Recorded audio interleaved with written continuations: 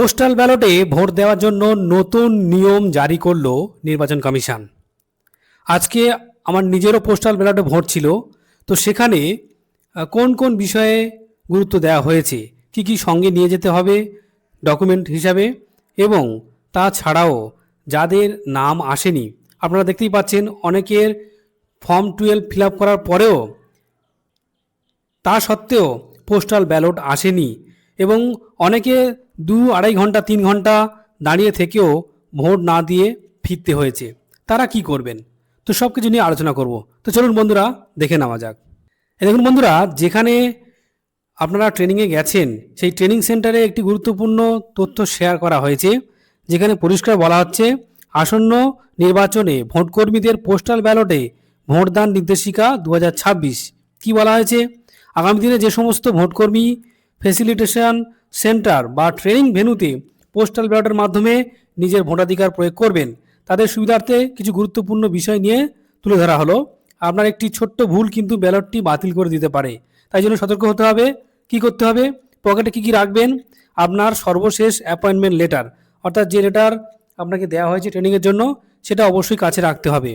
এছাড়া কি epic voter card অথবা কমিশন নির্ধারিত অন্য কোনো পরিচয়পত্র। এখানে আপনারা যে বলে রাখি, ভোটার কার্ডটা কিন্তু নিয়ে যাবেন সবাই। ভোটার কার্ডটাকে বেশি প্রাধান্য দেওয়া হচ্ছে। অন্য কোনো যে পরিচয়পত্র দেওয়া হয়েছে সেটাতে দেখছিলাম যে কিছুটা ওনাদের দ্বিধাগ্রস্ত আছে, তবে ভোটার কার্ড নিয়ে যাবেন। আর কি, একটি কাগজে আলাদাভাবে নিজের যে অ্যাসেম্বলি কনস্টিটিউশন নম্বর অর্থাৎ বিধানসভা number, part number, serial number 28/2/2026 supplementary list অনুযায়ী নোট করে নিতে হবে। এরপর ধাপে ধাপে কীভাবে ভোট দেবেন?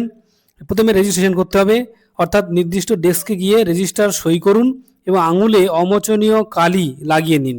এখান থেকে আপনি ব্যালট পেপার, ফর্ম 13A এবং দুটি খাম পাবেন, 13B এবং 13C। এখানে বলে রাখি, প্রথমে আপনি যখন ভোটার কার্ড নিয়ে যাবেন, আপনাকে কিন্তু মানে পরীক্ষা করা হবে ভোটার কার্ড নম্বর দিয়ে, যে সত্যি আপনার নতুন কত পার্ট নম্বর, সিরিয়াল নম্বর এসেছে সেটা। তারপরে কিন্তু আপনার চেক হবে অবজারভারের কাছে যে আপনার নামে ব্যালট ইস্যু হয়েছে কি না। সেখানে যদি আপনার ব্যালট ইস্যু হয় তাহলে আপনি ভোট দিতে পারবেন, নাহলে কিন্তু আপনার আর ভোট দেওয়া যাবে না। আবার আপনাকে হেল্প ডেস্কে গিয়ে নতুন ফর্ম 12 ফিল আপ করতে হবে, করে আবার জমা দিতে হবে এবং পরবর্তীতে আপনার আবার জানানো হবে।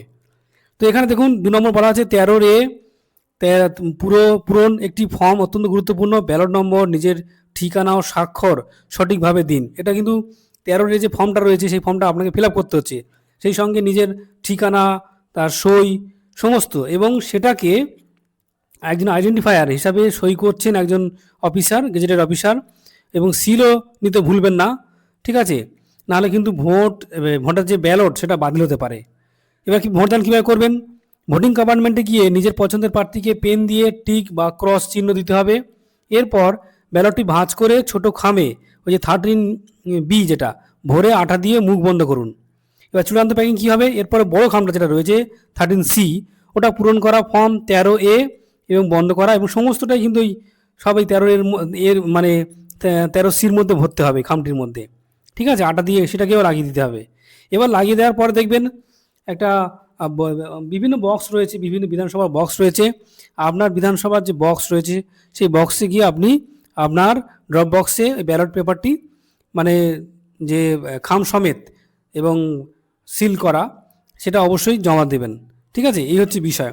এবার অনেকে দেখা যাচ্ছে যে ভোট দিতে গেছেন, 2.5-3 ঘন্টা দাঁড়িয়ে রয়েছেন, অথচ দেখা গেল যে আপনার নামে কোনো ব্যালটই ইস্যু হয়নি, অথবা আপনার অ্যাপয়েন্টমেন্টে লেখা আছে পিবি, অথচ কিন্তু ব্যালটে ওখানে কি ওদের নাম আসেনি নাকি এরকম বলছে।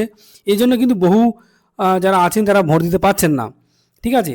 তো অবশ্যই আপনারা এর জন্য নতুন করে ফর্ম 12 ফিল আপ করবেন, এবং ফিল আপ করে আপনার ভোটার কার্ড এবং ওই যে অ্যাপয়েন্টমেন্ট লেটার যেটা রয়েছে সেটা জেরক্স করে জমা দেবেন।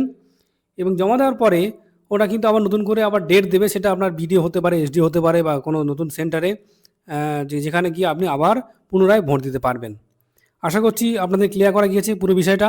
আর যদি কোনো সমস্যা থেকে থাকে অবশ্যই কমেন্ট করবেন। সবাই ভালো থাকবেন, ধন্যবাদ।